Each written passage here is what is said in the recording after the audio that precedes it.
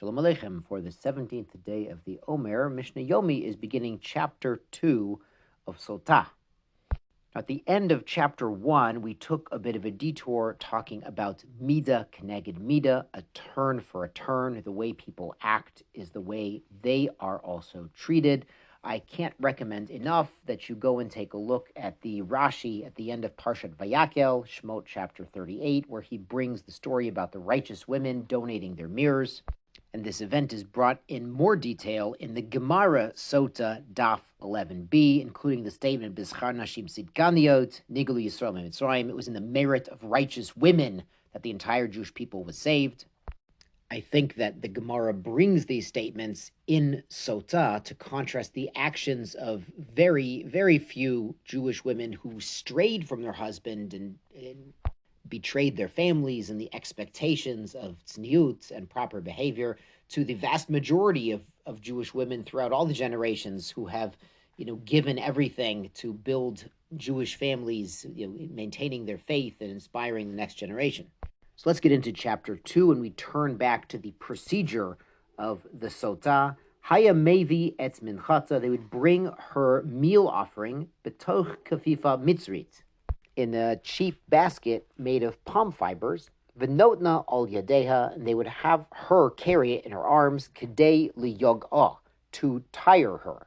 The idea being, again, as we saw in the first chapter, that if she was really guilty of adultery, we want her to, say enough is enough and admit before she has to drink the water and face death. And the Mishnah goes on to explain, Ma nishtana, what's different about this mincha. Kol hamenachot tchilatan v'sofan b'chli sharet. All the other mincha offerings, meal offerings, they were prepared and then served in a kli sharet, a service utensil, an official vessel of the temple. V'zo, but this one for the sotah, tilata b'kifafa mitzrit, it starts in this cheap basket, v'sofa b'chli sharet. And at the end, when it's brought to the altar to actually be offered, it's put into an official service utensil. And the Mishnah continues, all other mincha offerings require oil and frankincense to be added to them. V'zo, but this one for the sotah, eina tuna, lo shemen v'lo lavoda. No oil, no frankincense. Kol menachot, all other offerings, baut minachitin, come from wheat flour. V'zo, for sotah, ba minasorin, comes from barley flour, which we'll see is considered animal food.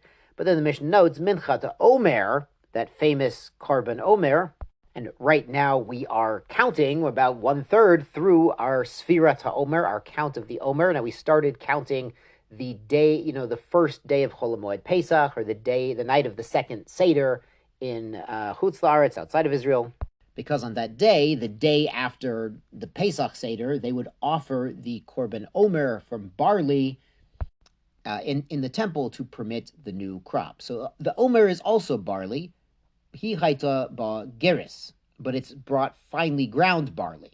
And it's sifted, it's very nice, and we learn that in Menachot that the Korban Omer actually sifted it extremely fine, whereas the V'zoba Kemach, and this one is just coarse flour, the one for the Sotah. It's not finely ground.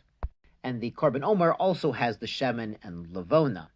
Rabban Gamliel adds, Kishem Shemaseha Maaseh Behema. The Sotah is accused of doing a Maaseh Behema, the actions of an animal. Animals are not likely to be loyal to their mates. Kach Korbanah Machal Behema. So to her offering is basically what we would feed to animals. And this again follows the end of chapter 1. We're talking about Mida Keneged Mida, a turn for a turn. Let's go on to Mishnah Bet. Haya Mevi Piale Shel Cheres Chodosha. They would bring a brand new cup made of earthenware, Venotin Latocha Chatzi Log Mayim Min Kior, and they would place into this cup half a log from the kior. Now the kior was this large vessel to hold water that was used to wash the hands and the feet of the Kohanim. We mentioned the Marot Sovot, the mirrors that were donated to the temple, in Shemot chapter 38, and they were actually made into this kior. Rabbi Yehuda Meravit. Rabbi Yehuda says it was a revit, 1/4 of a log. And just like Rabbi Yehuda, we're going to see later, he says you don't have to write as much of the parsha, as much of the verses from the Torah into the water. So he doesn't need as much water either. So now that the Kohen has the water, nichnas laheichal, he would go into the temple building itself, fana limino, and turn right. Makom hayasham, there was a certain place there on the floor, amma al amma, and it was 1 amma square. V'tovla shel shayish, there's a marble tile on top of this. V'tabat haita kavua ba, and there's a ring affixed to this tile, so you can pick it up. Kashu mabia, and when he picks it up, notil afar mechtatea, he can take some of the dirt, the earth that's actually under the tiles. V'naitin, and he places this dirt into the cup. Kadeshi yiroi olamayim, not a lot, but just enough so you can see some of this floating on top of the water. Shnamar min ha'afar, from the dust, asher yeh bekarka mishkan, that's on the floor of the mishkan, yikach hakohen v'natan el hamayim. The kohen takes from this dust, this dirt, and puts it into the water. Yasher kachachem, Shabbat Shalom.